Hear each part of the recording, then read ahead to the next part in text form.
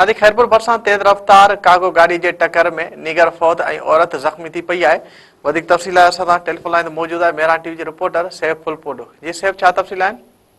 अजी खैरपुर में शाहसन बाईपास ते तेज रफ्तार कार्गो रश का पलटी थियण जे नतीजे में एक नींगरी फौत ऐं हिकु औरत सख़्तु ज़ख्मी थी पई आहे जंहिंखे जेको फौती नींगरी जो लाश ऐं ज़ख्मी औरत खे सिविल अस्पताल खैरपुर मुंतकिल कयो वियो आहे। ॿुधाए पियो वञे त कार्गो गाॾी तेज़ीअ सां हलंदे कंट्रोल मां विञाइण सबबि पलटी थी पई, जंहिंजे नतीजे में नींगरी फरज़ाना धीअ इम्तियाज़ मंगणे जो मौक़े ते ई फौत थी वई, जॾहिं त मुस्मात सदोरा सख़्तु ज़ख्मी थी पई आहे।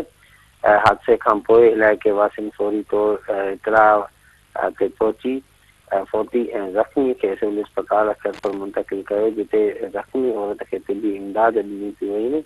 इन शाहिदनि मूजिबि कार्गो ड्राइवर जे बेहतियातीअ सां गाॾी हलाए रहियो हुयो, जंहिं सबबि ही अलमनाक हादसो पेश आयो आहे। पुलिस वाक़े वारे हंधि पहुची कार्रवाई शुरू करे छॾी आहे ऐं गाॾी खे पंहिंजे तहवील में वठी ड्राइवर जी ॻोल्हा जारी करे छॾी आहे। इलाइक़े में मौसम नींगरीअ जे फौत थियण ते ॾुख ऐं सोग जी लहर छाइजी वई आहे। जी सैफ, जी मेहरबानी।